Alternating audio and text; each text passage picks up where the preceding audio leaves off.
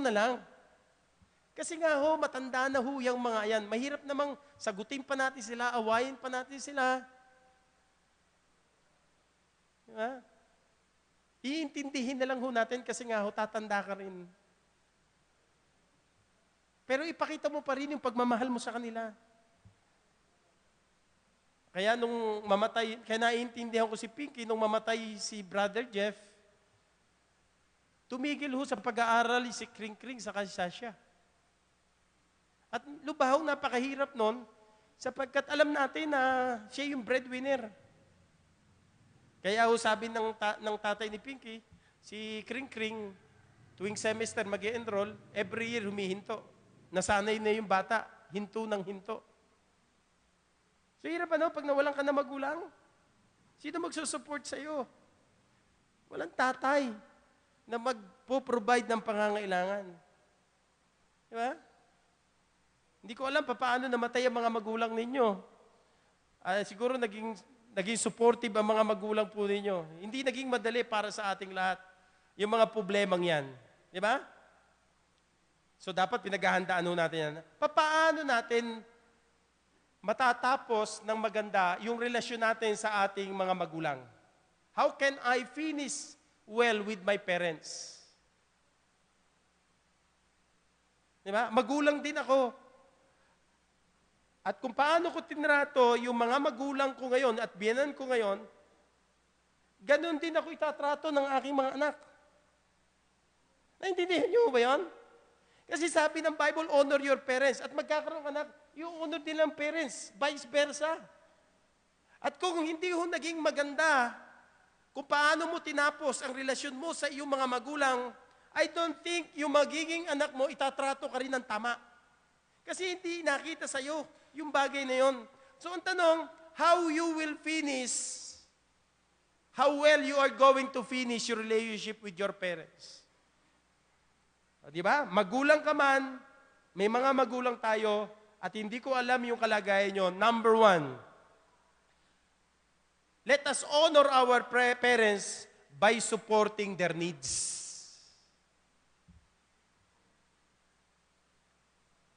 You ought to meet their needs.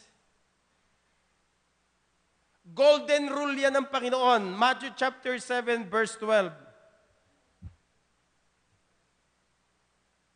Ano sabi ng Matthew chapter 7, verse 12? Therefore, all things whatsoever you would do, or you would, that men should do to you, do ye even so to them, for this is the law and the prophets. Gawin mo, yung ginagawa mo, sabi ng Bible, do for others what you would like them for you to do. O do for you. Kung yung ginagawa mo sa magulang mo, gagawin din ng iba sa'yo. Diba sabi ng Bible? Yun ang summary ng law at ng prophets. So yung ginagawa mo sa magulang mo yun din ang gagawin ng anak mo sa'yo. So wag mong asahan na hindi mo tinapos na maganda yung relasyon mo sa biyenan mo, sa mga magulang mo, yung anak mo, maasa kang gagawin nila sa ito. Hindi nila nakita yung dapat na relasyon mo sa mga magulang mo. So gawin mo na ho ngayon ng tama. Finish well with your parents. Finish well with your father and your mother. So paano mo tatapusin ang buhay nila? Diba? Paano mo tatapusin yung relationship mo sa kanila? Diba? Number 1, support their needs. Support their needs. Pag tumatanda po pala ang matanda, di ba? Tinitingnan ko yung binan ko, nahihirapan ako. Alam niyo bakit? Hindi na siya makatulog. Pag titingnan ko siya the other night, siguro 2:00 na madaling araw, pumasok sa kwarto namin. Hindi raw siya makatulog. Pag nakikita ko siya, hirap na hirap siya sa paghinga. Di ba? Gagawin ko, tay, matulog na ho kayo. Kasi 2:00 na madaling araw, gising pa eh. Di ba? So iniisip ko, pagtanda kaya ng asawa ko, ganito rin. Di ba? Sabi, nasa DNA. Di ba? O, bibili mo ng gamot. Aalagaan mo na lang kasi malapit na ho sila eh. Alam mo hong yung relasyon ng matanda, alam mo minsan isang araw, darating yung realidad na kukunin sila ng Panginoon. And you need to think about that. You have to prepare about that with your family, with your parents. Babawian sila ng buhay, lalo na pag matanda na sila. So dapat, gagawin ka ba yung pag matanda na sila o habang bata pa sila? Tatrato ko na ba silang matanda na ngayon o pag tumanda na lang sila? Susuportahan ko na ba sila pag matanda na o kailangan ko suportahan din sila ngayon? Ang sabi ng 1 Timothy chapter 5 na binasa natin kanina, verse 3, yung church dapat pangalagaan ng mga widow na walang mag-aalaga sa kanila. Pero kung mayroon silang mga anak at mga apo, ang unang may responsibilidad sa kanila ay yung tahanan niya na kinakailangan hong magbayad, repay. Hindi ba? Requite. Ibig sabihin, repay their parents. Bayaran mo ang magulang mo. Ano ibig sabihin yung repay your parents? Requite your parents. Suportahan mo yung pangangailangan nila. Kaya pag ikaw nakapagtrabaho, huwag kang madamot sa mga magulang mo. Amen? Yung people, huwag kang magiging madamot sa kanila. Huwag mong hintayin na hihingan ka pa ng pera, hihingin ka pa ng pambayad ng ano. Dapat kusang lobong ibinibigay yan sa kanila.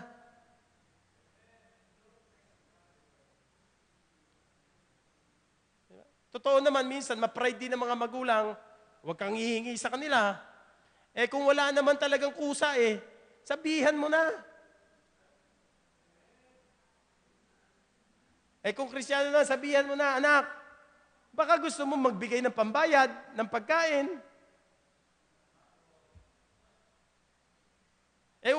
Walang discernment Kung pag hindi mo sinabihan, kayo mga young people Kaya ako, tinitingnan ko kapag ang young people sa church, generous, dapat generous to sa bahay niya. Ayoko nang generous ka sa church, pero sa magulang mo, hindi ka generous. Usually naman, pag generous sa church, generous sa magulang yan. Totoo ba yan? Kailan ka magsisimula na suporta ng magulang mo? May trabaho na kayo, kung pinag-aaral, okay pa Pero kung may trabaho na kayo, dapat nagbibigay kayo sa mga magulang nyo sa pangangailangan nila. Sino ba mga young people natin may trabaho na rito? Taas nga ang kamay. Kevin lang? Ikaw, panganay ka, marami ka namang mamanahin Sa tatay mo, sino pa? O konti, kailangan talaga, magkaroon talaga ng maraming trabahador sa Si Kelechi. Baka naman, kuripot kayo sa mananay ninyo. Magbibigay kayo, mga kapatid. Support their needs. Di ba?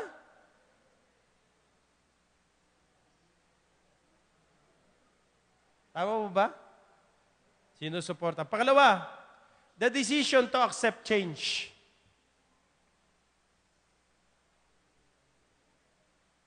This is a reality.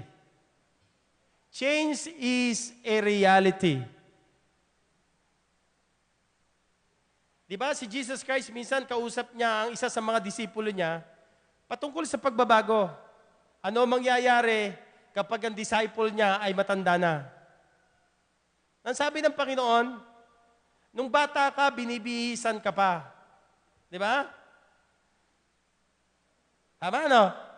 Pero pag tumanda ka na, aalalayan ka na ng mga kamay nila. Meron na magbibihis sa'yo at gagawin sa'yo kung ano yung dapat gawin sa'yo. So mahirap, pagka matanda ka na, minumura ka na ng anak mo, pinababayaan ka na, di ba? Binabaliwala ka ng mga anak mo. Listen, church, very encouraging sa ating lahat na yung sinabi ng Bible, nung ikaw ay bata pa, may nagbibihis sa'yo. Binibihisan pa ba kayo? Hindi na siguro, no? Pero darating yung time na, biruin mo, no? Niisip ko, pag matanda ka na, may magbibihis na sa'yo. Parang bumabalik ka sa pagkabata. Di ba? Nung bata ka, inaalalayan ka, pag tumanda ka, aalalayan ka. Ibig sabihin, bumabalik eh. Di ba? Pag tumatanda ka na, realidad, katotohanan, ang pagbabago. Ang realidad, hindi nga lang ho natin malalaman papaano tayo matatapos sa buhay na ito. Kasi iba-iba ang bawat tao. Minsan, maging ang Panginoong Jesucristo, hindi niya na-expect na lahat ng bagay pare-parehas po tayo. At isa sa realidad na pare-parehas po tayo ay tatanda po tayo. Na hindi natin pwede hong pigilan. We don't have control ng ating pagtanda. Yung exercise, yung pagdadiet, pinipigilan niya lang yung pagtanda ng lubusan. Pero tatanda rin ho tayo. Di ba? The other day, naglolokohan ho kami na isang lalaki, sabi ng investigador, 60 years old lang yan. Sabi ng asawa, 50 years old. Mali kayong dalawa. Sabi ko, 70 years old yan. 70 years old. Di ba? So, ibig sabihin, tumatanda ho tayo. We cannot control that. Pero ang Panginoon, God can control when I am not in control. So, para matanggap natin yung pagbabago, na ito'y bahagi na ng buhay natin at issue ng buhay natin, anong gagawin nun natin? You need to release it. You need to let it go. You need to release your dream. You need to release your guilt. Kaya si Tatay Marcelo, for 84 years, namatay na yung kanyang asawa, kahit natutulog paggising niya, yung pa rin na naalala niya. Release it. Nagbago na eh. Wala ka ng control. Ang kagandahan po kay Tatay, di ba, pag namamalengke siya, lalaki ka. Pagkapalengke niya, nung buhay pa si nanay, nandun sa may pintuan, natutulog. Ay, bulag eh. Pupunta doon sa kusina, dire-diretso. Nung buhay pa, sabi ni nanay, nandiyan ka na pala, hindi ka malang nagpaparamdam. So, babalik siya. Sabihin niya, narito na ako. Narito na ako, Han. The other day, namalengke ulit siya, dire-diretso ulit siya sa kusina. Alam niyo ang ginawa niya? Bumalik siya. Pumunta doon sa coffin. Narito na ako. I mean, yung bang guilt, yung bang dream, yung biglang pagbabagong katulad nun, minsan hindi ka makaalis. Gusto mong bumalik. Kaya minsan, ang hirap pong makamove on. Ang hirap pong makarecover.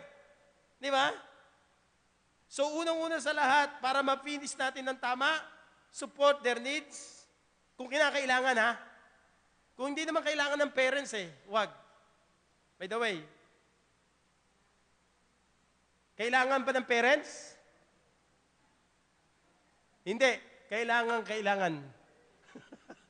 Matindi ang pangangailangan, di ba? Oo. So, to finish well with your parents, you need to accept change.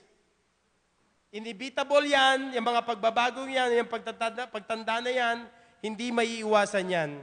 May mga panaginip po tayo sa ating mga parents na minsan hindi mangyayari. So, ano lang ginagawin natin? Accept the change sa buhay po natin.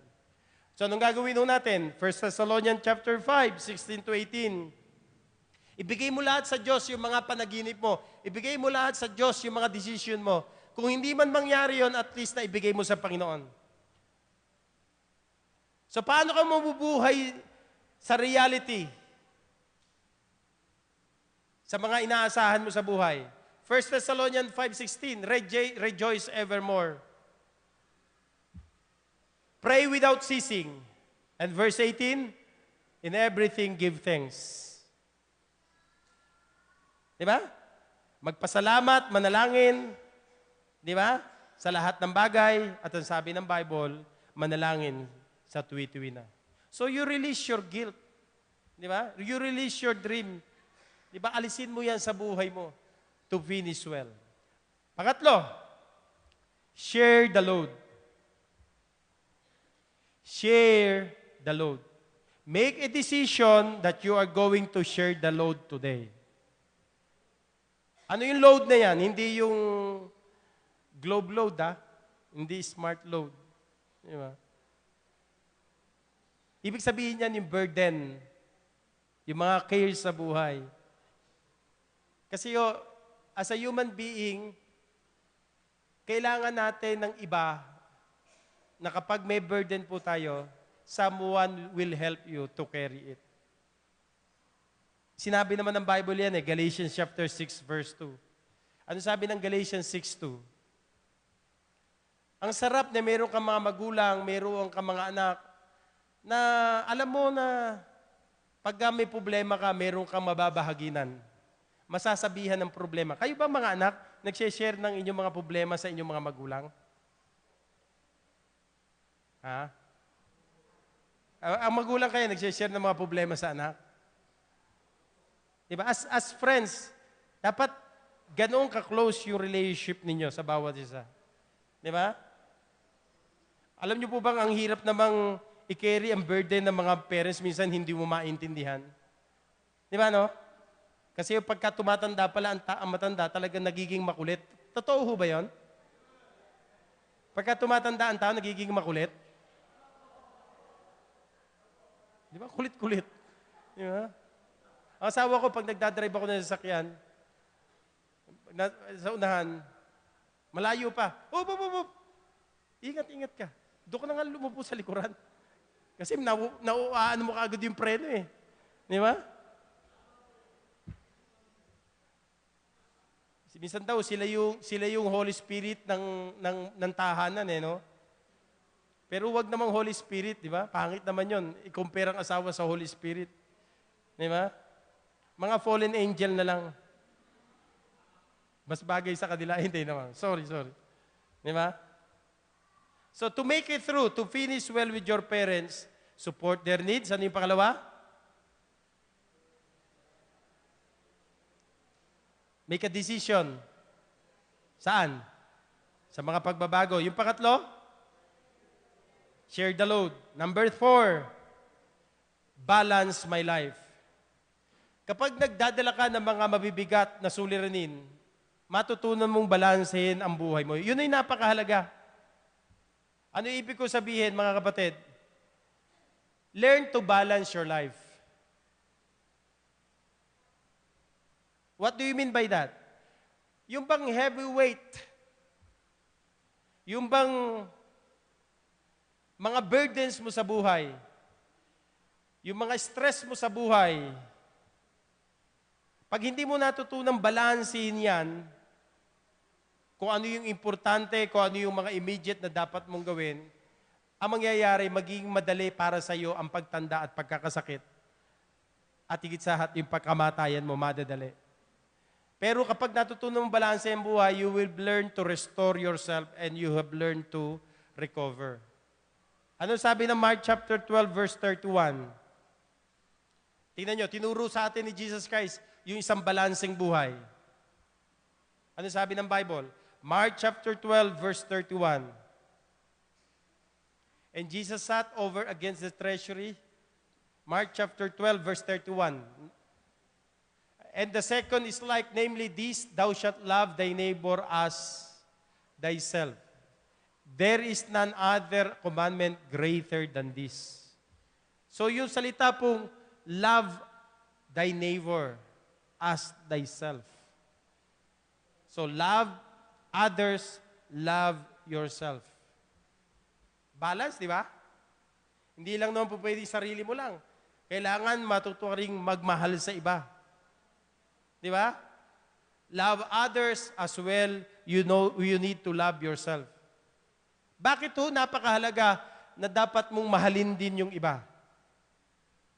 Kasi kalugod-lugod sa Diyos yun, katulad ng parents mo. Di ba? That is good and acceptable and well-pleasing to God. Pwede mo namang isipin na lang ang sarili mo. Mayroong mga young people, ang iniisip niya lang, sarili niya lang, hindi niya iniisip yung kalagayan ng mga magulang niya, no?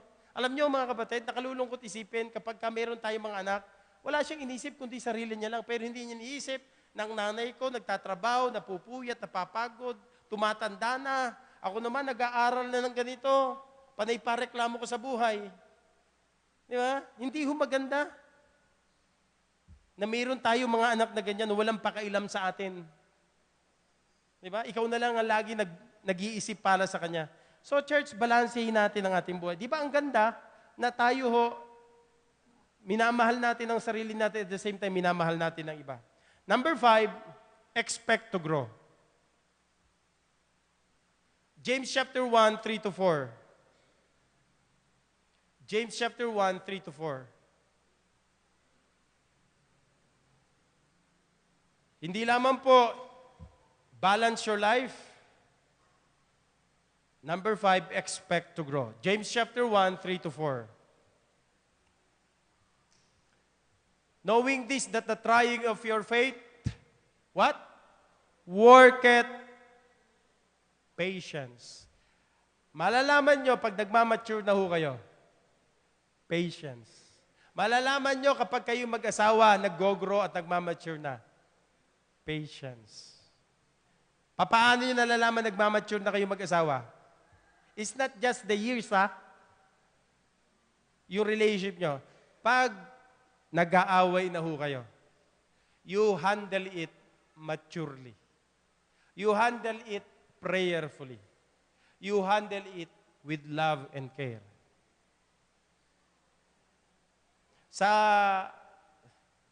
18 years, 19 years ng aming relationship, pag nag-aaway na ho kami, sabi ko sa asawa ko, nag-grow na tayong dalawa.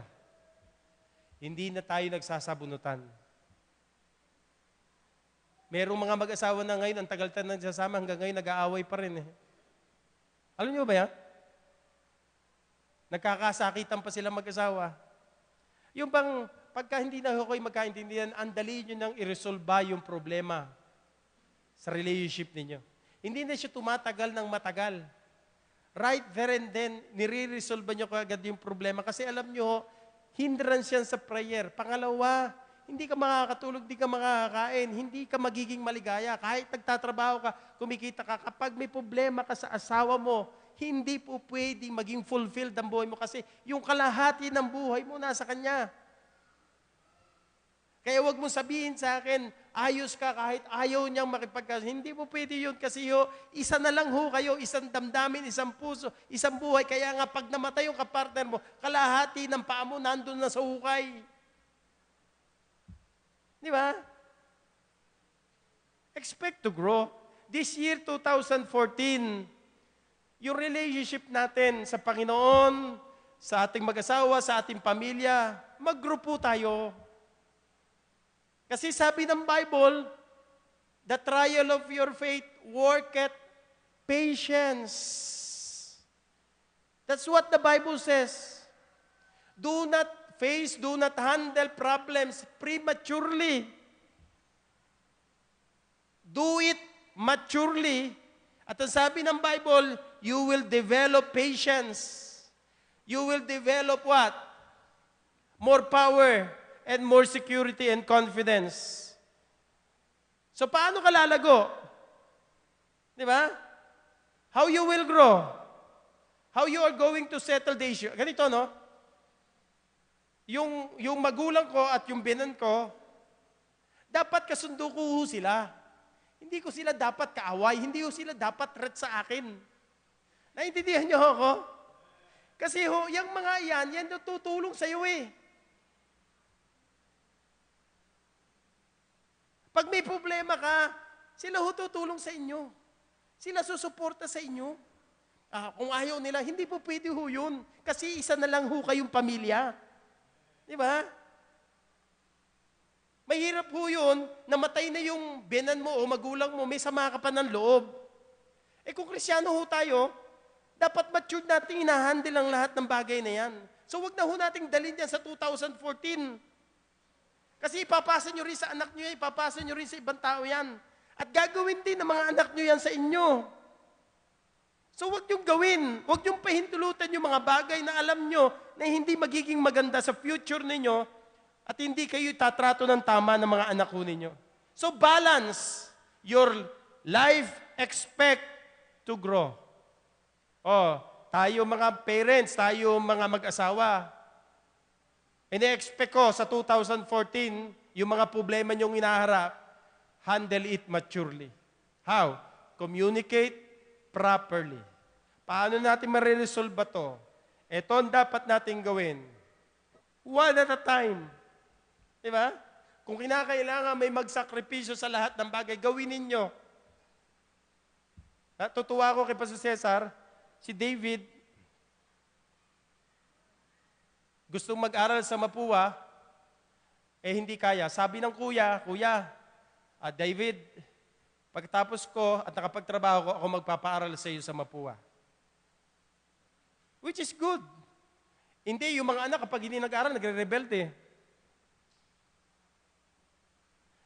Sa pamilya nyo ba may ganoong pag-uusap na maganda at maayos?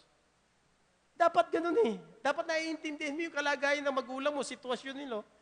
So wag natin ipilit hanggang mabaon tayo, hanggang dito na ho tayo. Di ba? Hindi na natin makaya ang gagawin po natin. So one at a time. Kaysa pahirapan natin ang sarili natin. Okay? Number 6 and last. You trust in God. You trust in God. To finish well with your parents, trust in God. Ako, iniisip ko ito. Iniisip ko ang nanay ko, wala naman ho siyang St. Peter's plan ba yan?